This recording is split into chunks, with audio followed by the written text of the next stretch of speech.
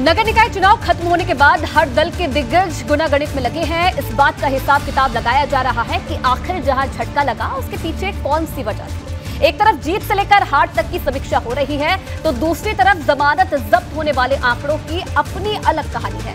हर दल को कई सीटों पर जमानत बचाने की चुनौती से दो चार होना पड़ा है।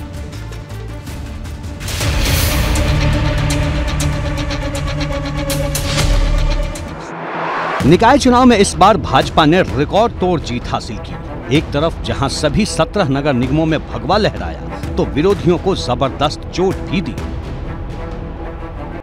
निकाय के इस रण में जनता ने न सिर्फ गैर भाजपा दलों को झटका दिया, बल्कि जमानत तक जब्त करवा दी।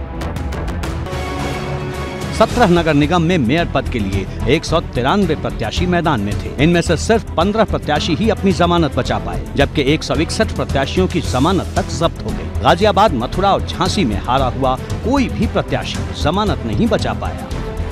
निकाय चुनाव में इस बार भारतीय जनता पार्टी ने जीत का रिकॉर्ड तोड़ दिया। भाजपा ने सभी 17 नगर निगम में महापौर की सीट पर कब्जा किया। पिछले चुनाव में बसपा के खाते में रही मेरठ और अलीगढ़ सीट को भी भाजपा ने हथिया लिया। प्रदेश के सभी 17 नगर निगम में इस बार कुल 193 मेयर के उम्मीदवार चुनाव लड़ रहे थे, जिसमें से मात्र 15 ही अपनी जमानत बचा सके। 161 उम्मीदवारों की जमानत जब्त हो गई। गाजियाबाद, मथुरा और झांसी तो ऐसे नगर निगम रहे जहां पर कोई भी प्रत्याशी अपनी जमानत नहीं बचा पाया। कुछ नगर निगम ऐसे रहे जहां दूसरे नंबर पर आने वाले प्रत्याशियों की जमानत बच गई, जबकि अधिकतर जगह ऐसी रही जहां तीसरे नंबर पर आने वाले प्रत्याशी अपनी जमानत नहीं बचा पाए। राजधानी लखनऊ में 13 प्रत्याशियों ने महापौर पद का चुनाव लड़ा था, जिसमें भारतीय जनता पार्टी ने जीत हासिल की। समाजवादी पार्टी दूसरे स्थान पर रही। इसके अलावा बसपा, कांग्रेस और आम आदमी पार्टी समेत 11 प्रत्याशियों की जमानत जब्त हो गई। ये आंकड़े ही फर्जी हैं। कौन आंकड़े बनाया, कौन से आंकड़े आपको मिले हैं, कहाँ से मिले हैं, ये आंकड़े फर्जी हैं। जमानत तो बीजेपी की जब्त हुई है।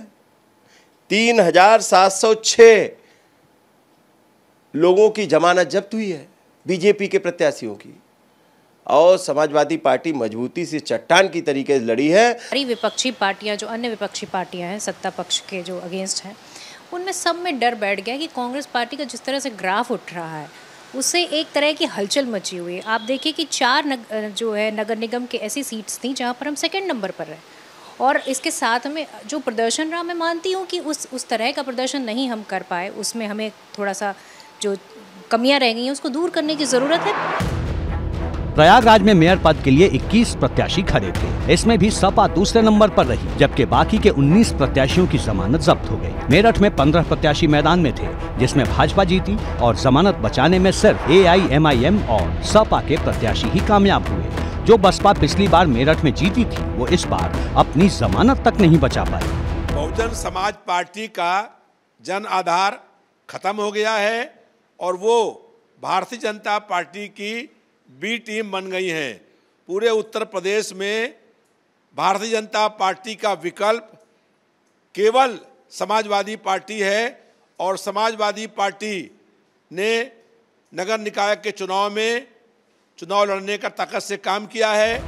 मेयर पद के लिए अधिकतर जगह सपा, बसपा और कांग्रेस के उम्मीदवारों की जमानत जब्त हुई है। अगर पार्टीवार स्थिति देखें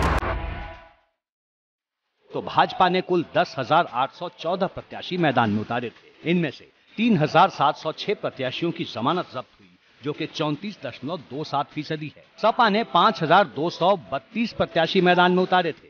इनमें 2,544 प्रत्याशियों की जमानत जब्त हो गई, जो कि 48.62% है। बसपा ने निकाय चुनाव में 3,785 प्रत्याशी उतारे थे, जिनमें से 2,431 प्रत्याशियों की जमानत जब्त हो गई, जो 64.22% है। इसी तरह कांग्रेस ने 2,994 प्रत्याशी मैदान में उतारे थे। इनमें से 2,345 प्रत्याशियों की जमानत जब्त हुई, जो कि 78.33% है। यानी सपा हो या कांग्रेस, बसपा हो या भाजपा, सबके प्रत्याशियों की जमानत जब्त हुई है। जिन जगहों पर भाजपा प्रत्याशियों की जमानत जब्त हुई है, वहां भाजपा के बागियों की अहम भूमिका रही। यही वजह है कि पार्टी ने जिला अध्यक्षों से निकाय चुनाव से जुड़ी रिपोर्ट मांगी है। चुनाव में भीतरघात करने वालों के खिलाफ कार्रवाई की जा सकती है। कई सांसदों और विधायकों के खिलाफ भी पार्टी तक शिकायत पहुंची है। पार्टी ने सभी 98 संगठनात्मक जिलों के अध्यक्षों से रिपोर्ट तलब की है। परेशानी इस बात की है कि कई मंत्रियों के गढ़ में विरोधी जीत गए हैं। ऐसे में पार्टी प्रत्याशियों की हार के बाद सवाल बड़े हो रहे हैं। ये चर्चा तेज हो गई है कि कई सांसदों और विधायकों ने न सिर्फ अपने परिजनों और करीबियों को रणनीति के तहत चुनाव लड़वाया, बल्कि पार्टी के अधिकृत प्रत्याशी की हार के लिए पर्दे के पीछे से पूरी ताकत भी लगाई। कई विधायक तो चुनाव आते ही बीमारी का बहाना बनाकर निष्क्रिय हो गए। केंद्रीय राज्य मंत्री भानु प्रताप वर्मा अपने क्षेत्र के प्रत्याशी को नहीं जिता पाए। केंद्रीय मंत्री अजय मिश्र टेनी के इलाके में भाजपा चुनाव हार गई। भाजपा सांसद रेखा वर्मा राजकुमार चाहर के इलाके में भी भाजपा को हार का सामना करना पड़ा। कृषि मंत्री सूर्य प्रताप शाही और राज्य मंत्री विजय लक्ष्मी गौतम के क्षेत्र में भी भाजपा हार गई। मंत्री सुरेश खन्ना, जितिन प्रसाद और जेपीएस राठौर के क्षेत्र में भी भाजपा को झटका लगा। मंत्री राकेश सचान के इलाके में भी भाजपा का प्रत्याशी हार गया।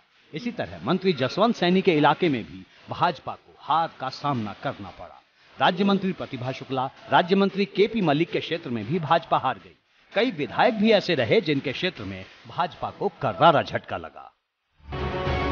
अब मंत्रियों, विधायकों और सांसदों के क्षेत्र में भाजपा क्यों हारी, ये पार्टी के लिए बड़ा सवाल है, क्योंकि सामने 24 का चुनाव है और थोड़ी सी भी लापरवाही बहुत भारी पड़ सकती है। एबीपी गंगा के लिए लखनऊ से विवेक त्रिपाठी के साथ ब्यूरो रिपोर्ट।